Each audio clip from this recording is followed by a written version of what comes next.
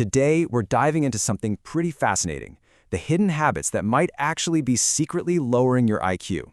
Because, as we're about to see, intelligence isn't just about what you know, it's all about how you think. So, let me just ask you this straight up. What if your smartest self, your absolute peak potential, is being held back by little habits you don't even notice you're doing?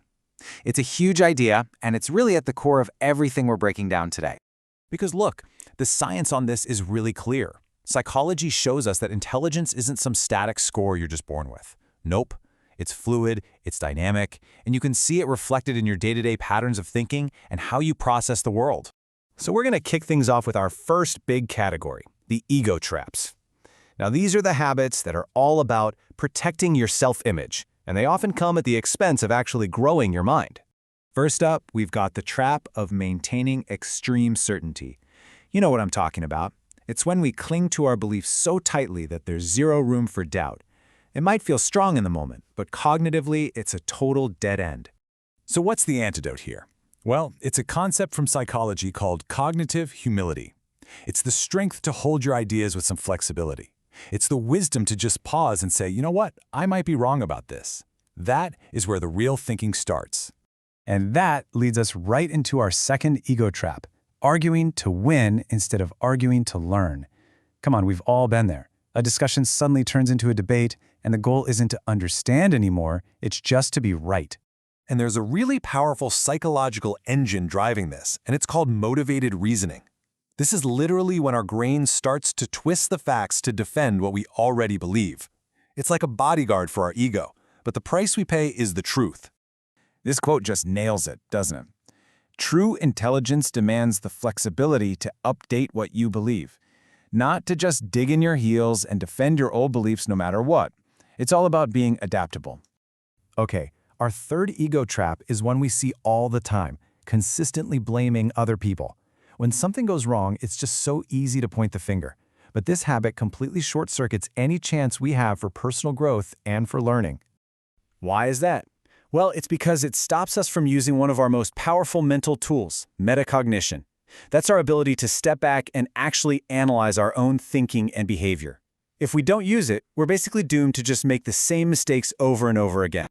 And the final ego trap is a bit of a sneaky one, hiding behind big words.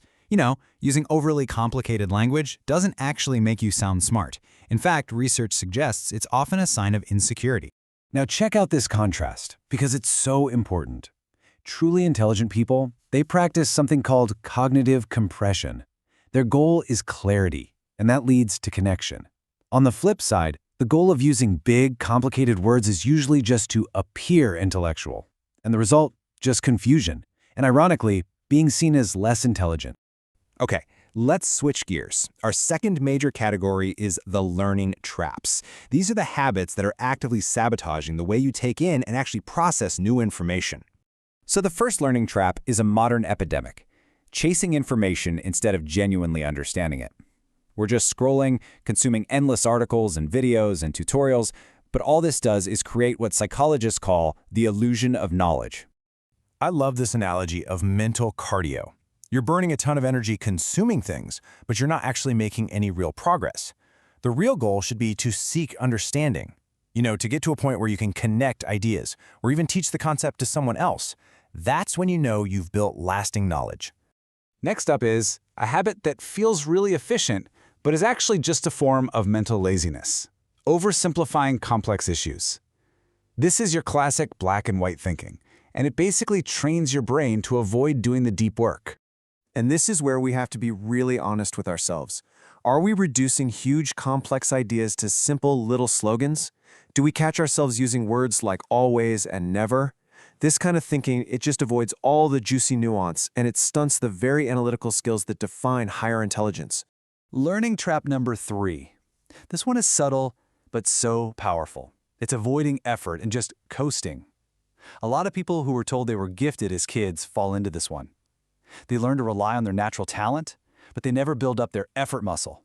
Now this formula right here, it completely changed how I think about achievement. It's not talent plus effort, it's talent times effort squared. Did you catch that? Effort isn't just a piece of the puzzle, its impact is exponential. That's how much more important it is than raw talent for long-term growth.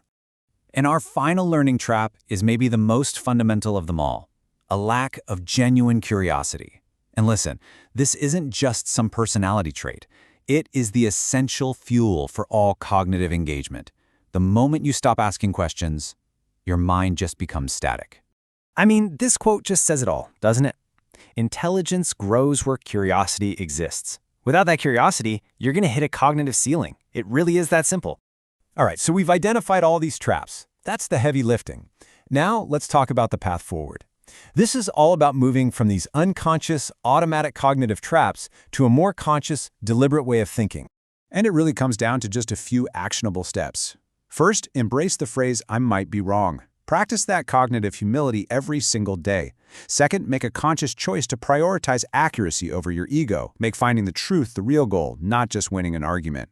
And finally, practice active curiosity. Go out of your way to ask questions and seek out new perspectives. And all of this brings us to one final critical question. And I want you to take a moment and really think about this for yourself. Are you using your incredible mind to genuinely seek the truth, or are you just using it to defend what you already happen to believe? The answer to that question, well, it can change everything.